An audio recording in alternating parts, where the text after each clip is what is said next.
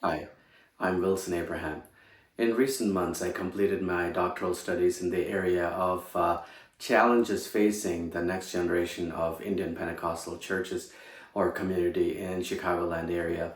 I did a survey of many people, and I've been asked by folks and friends about the findings of the research. So I figured I'll put together this small presentation to help see what is going on and what the future looks like for the community. And I hope you find it helpful in your ministry and wherever you're serving. It's a trend that we're noticing in many diaspora communities, and I want it to be a helpful resource to all of you.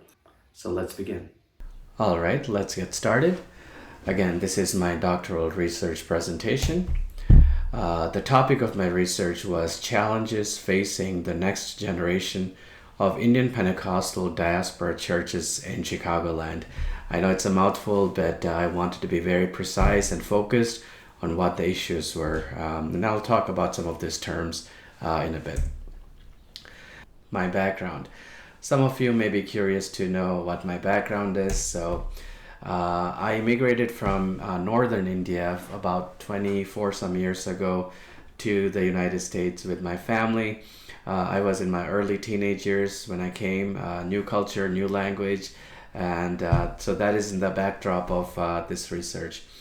Career after my high school studies here, I ended up going into nursing, so I was working as a registered nurse with hospice patients for many years. And during that time, I went to theological studies and also went into chaplaincy. So currently, I serve as a board-certified chaplain in some of the hospitals here in Chicagoland area, and I get to take care of patients who need spiritual support. So that's something that I do.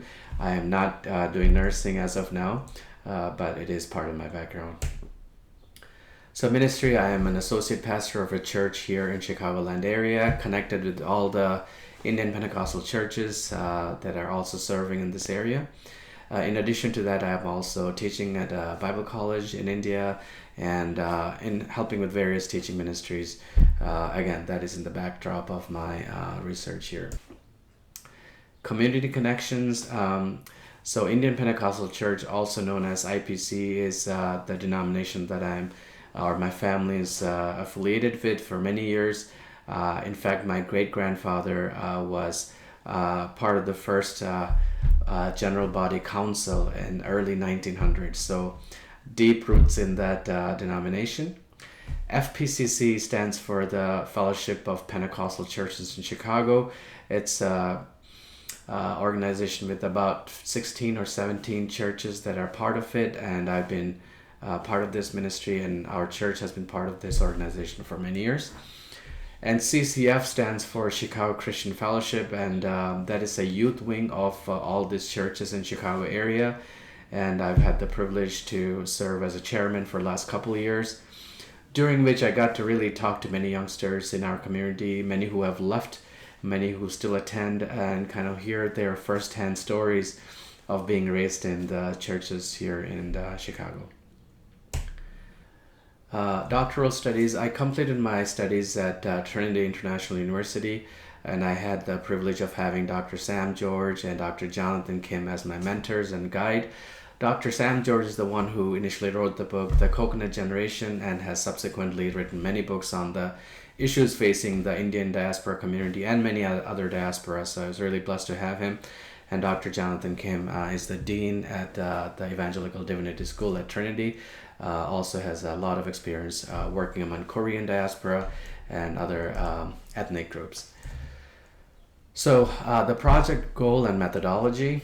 So the project was focused on the Indian Pentecostal diaspora in Chicagoland and evaluated the issue of an increasing number of second generation Indian American Pentecostals leaving the Indian Pentecostal Diaspora Churches in Chicago. So what exactly does that mean? Basically what it means is a study on those individuals or the reasons for the individuals who have left the Indian Pentecostal community in Chicagoland area.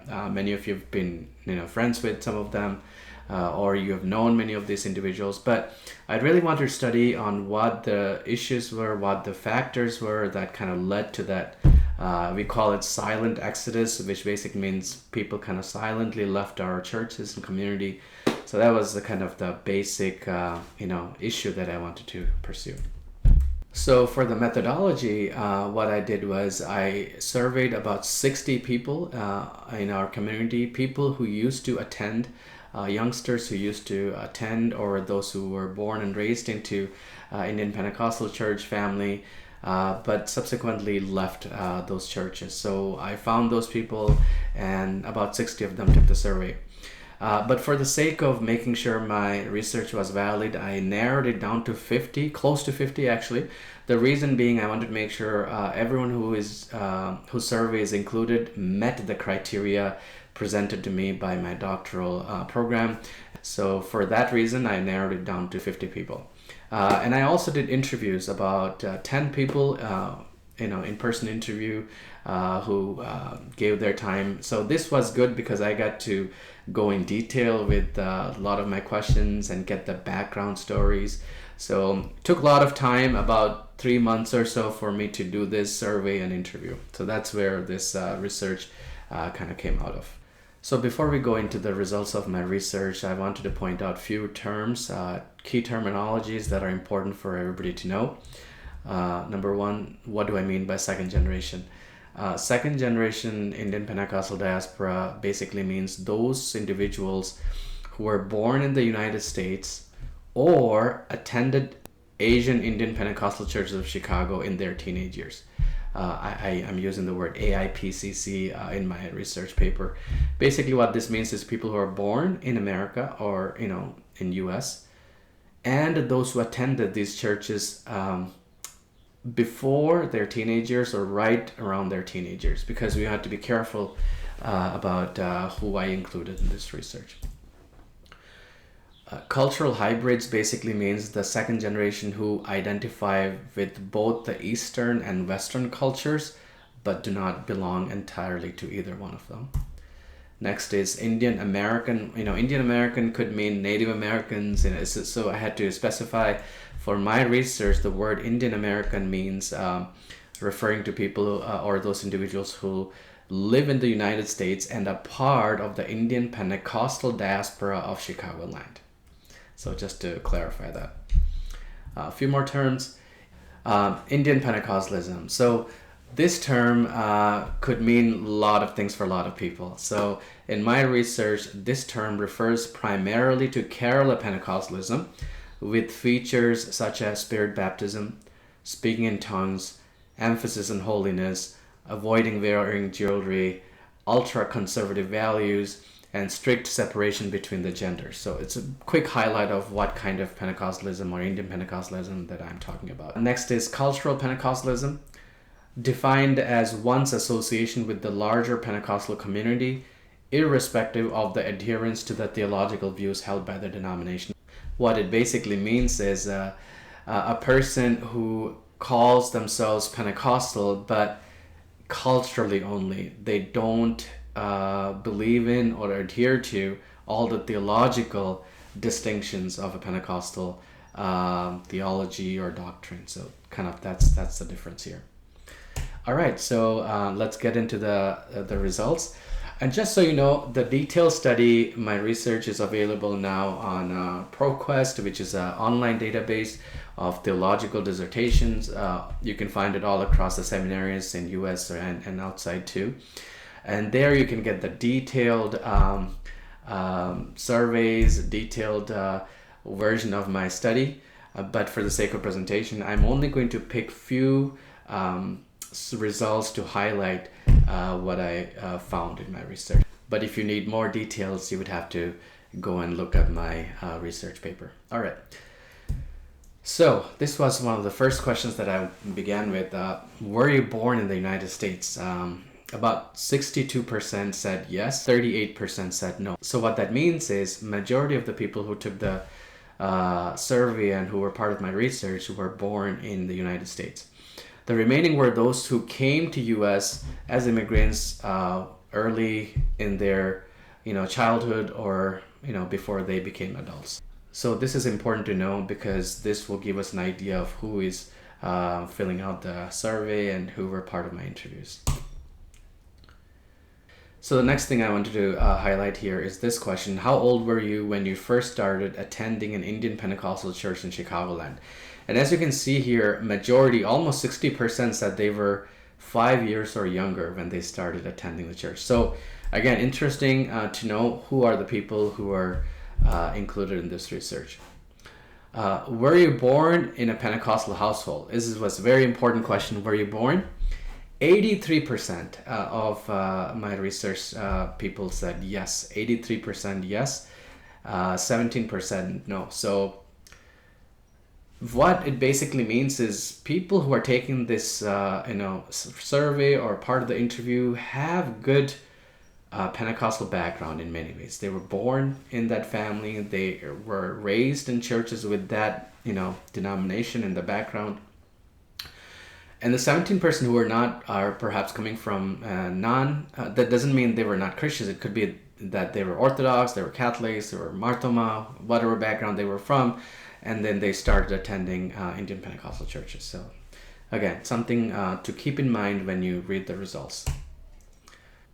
So next, are you familiar with the core doctrines of the Pentecostal denomination? This was an interesting question because I really wanted to know, were you just born in a Pentecostal house, or did you know the theological distinctions of Pentecostal background, right? So 83%, again, a big number, said yes. 15% said they're somewhat familiar with this. And 2% basically said they had no idea of what Pentecostalism meant. 83% here does not mean they're experts on Pentecostal denomination. What it means is they have a good grip of what Pentecostalism is, at least what Indian Pentecostalism stands for, so they have a very good idea. So that's what I would point out. Again, very important for us to know as we continue on here that this is the background. Majority from Pentecostal background, majority born in that church setting, and majority claim to know what Pentecostalism stands for. So this is the gist of my research. Basically, the question is, what is the reason that you stopped attending an Indian Pentecostal church? Wide, array of reasons here. As you can see, there are about 12 that I highlight here. Let me begin with the top reason. See, the top reason, 46.8%, said that lack of spiritual growth is what drove them or made them leave the church. Very interesting. And again, if you need to know what that means, lack of spiritual growth, it's a big term. Please go to my paper. You will get more details on what that meant to these individuals. Second thing that I noticed was church politics. That was the second reason, about 45%, as you can see here. Church politics was a huge issue for many people that drove people out of the churches. Sad reality, but it came out in the research. And next here is 38.3% is lifestyle issues.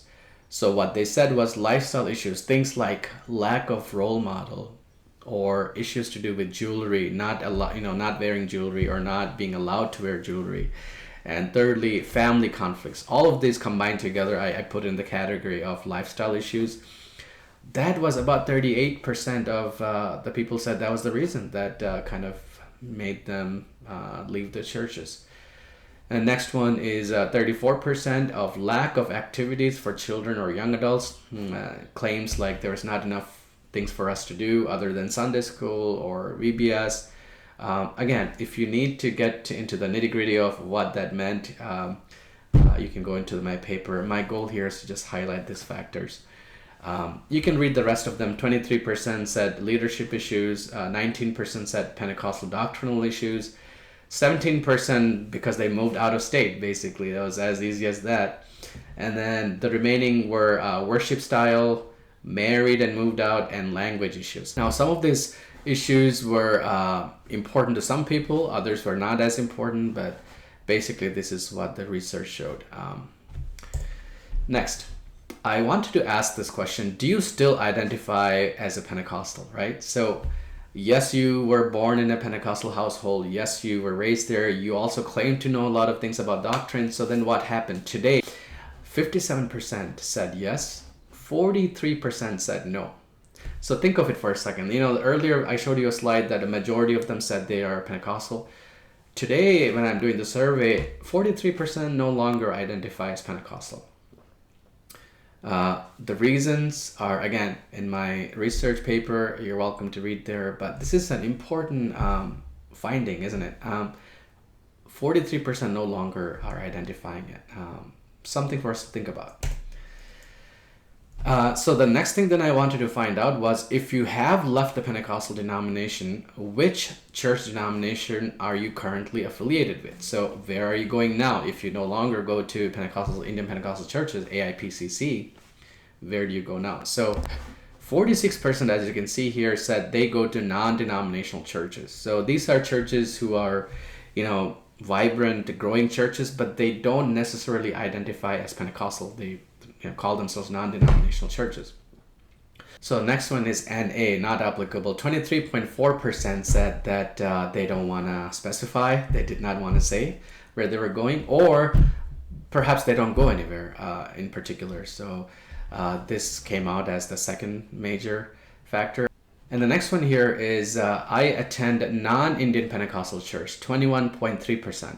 So what that means is these are the individuals who grew up in Indian Pentecostal churches but now attend a Pentecostal church which is not Indian, right? So it could be like quote unquote American, it could be another ethnic Pentecostal church, it could be a Pentecostal church which is not denominationally affiliated with some other major denomination.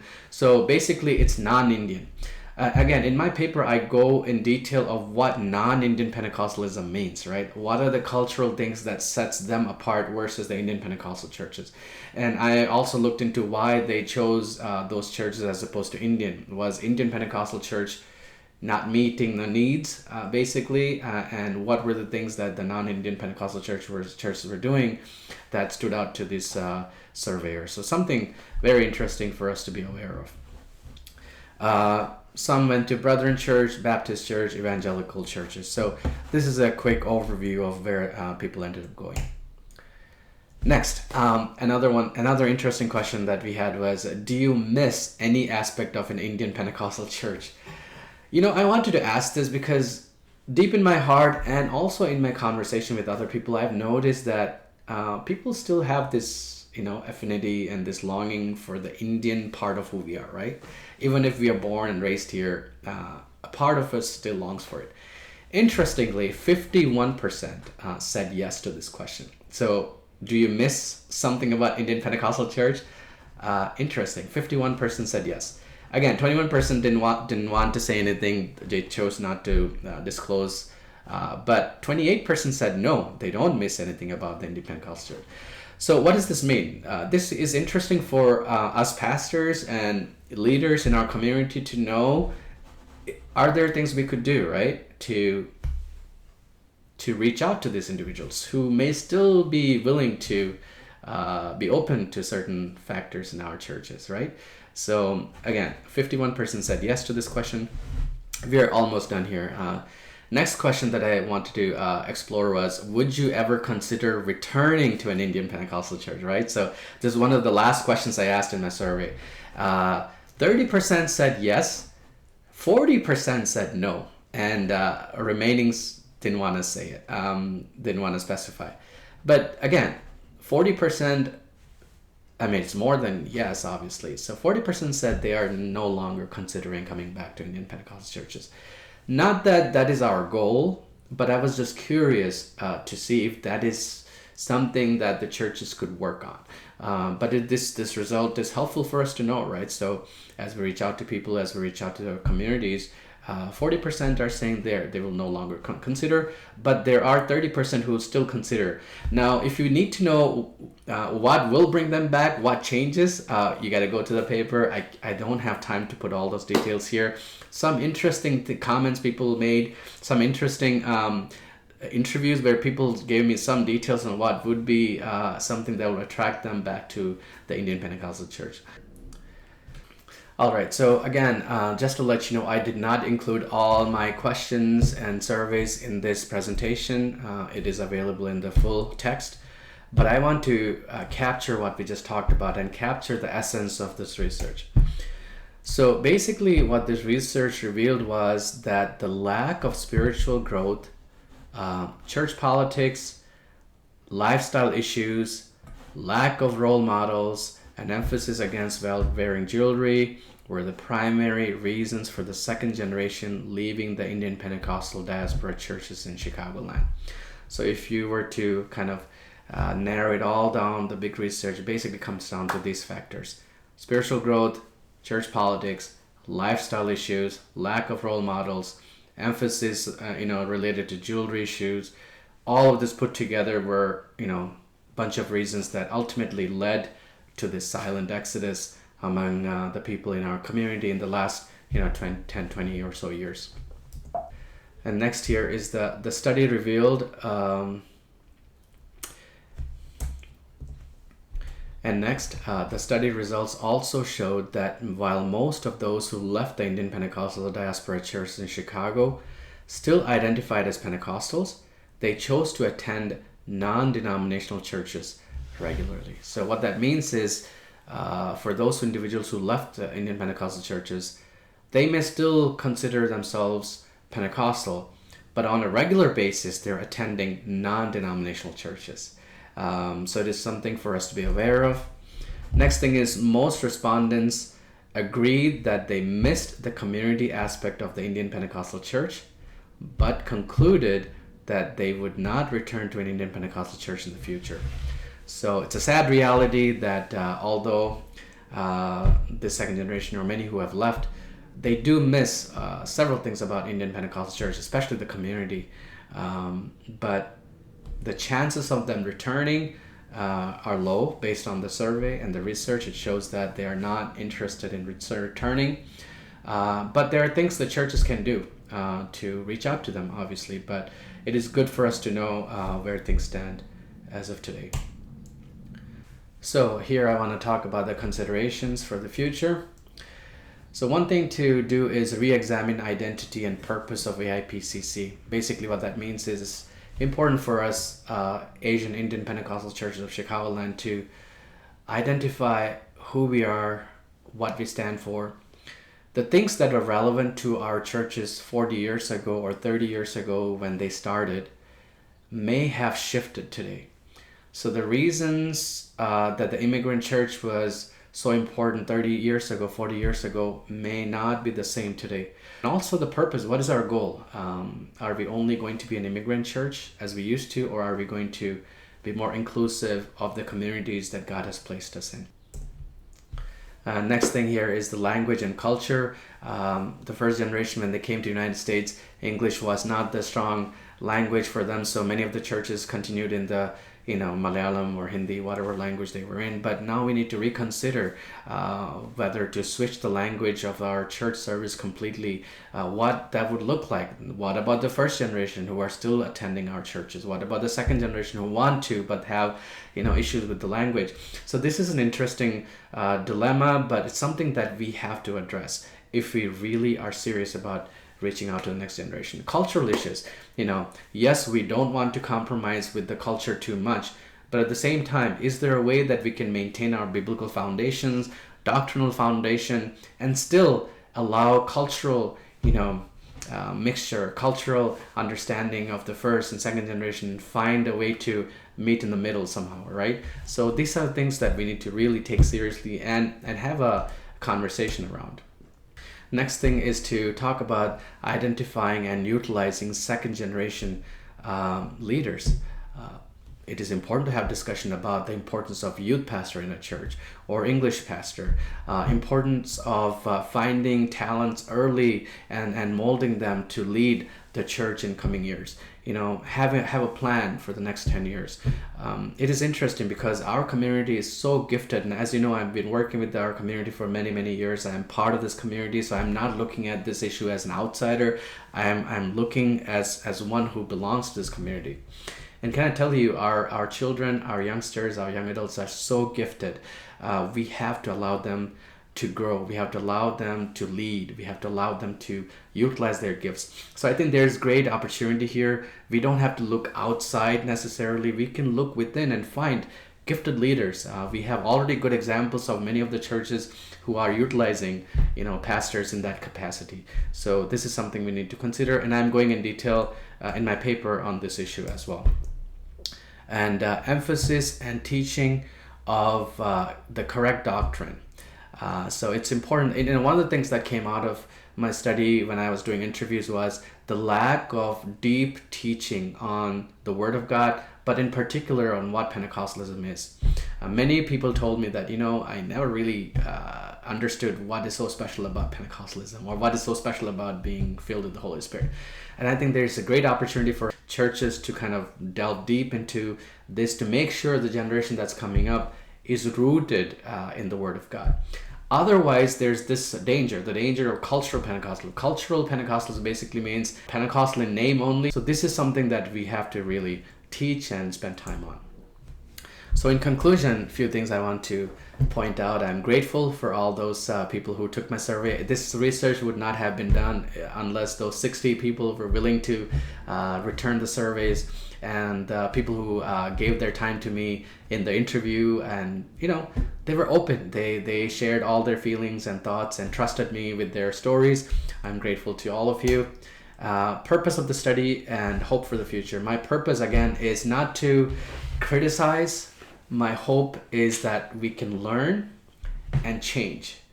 So we can learn from the past and implement some changes going forward.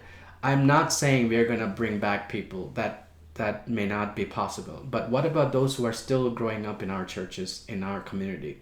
What can we do to safeguard their spiritual futures, to safeguard their future in such a way that they're strong and they feel welcome in our community? They feel welcome in the context that they're being raised right now. And in the conclusion of my research, I go into many paragraphs on things that we can do to help them with that situation. Again, this should be a research that gives us hope and not bring us, sadness or regrets. Of course, there's regrets, but regrets are there for us to learn from and to do well in the future. Need for prayer and an open dialogue. Prayer is paramount. I respect all the pastors in our community. I'm a pastor. My dad is a pastor. We are all part of this community together. We need to have an open dialogue. Unless we talk openly about it, we may not be able to address this issue. My research is not claiming to provide solutions. My research is aiming to highlight things which people have been talking about, but now I can quantify it. I can say, here it is. What can we do about it, right? So we need to have an open dialogue as we proceed. You're welcome to look up my dissertation online, ProQuest, available on all the online database. But you can also reach out to me in this email, and if you want to set up time for us to talk or speak to your church, or you just want to have questions you want to talk to me about, you're welcome to do so. This presentation, I hope, is easier to reach out to many people as opposed to trying to meet people individually or churches individually. I hope this would be a condensed and a fast way to reach out to many people, so it will benefit our community. Thank you for your time, and God bless you.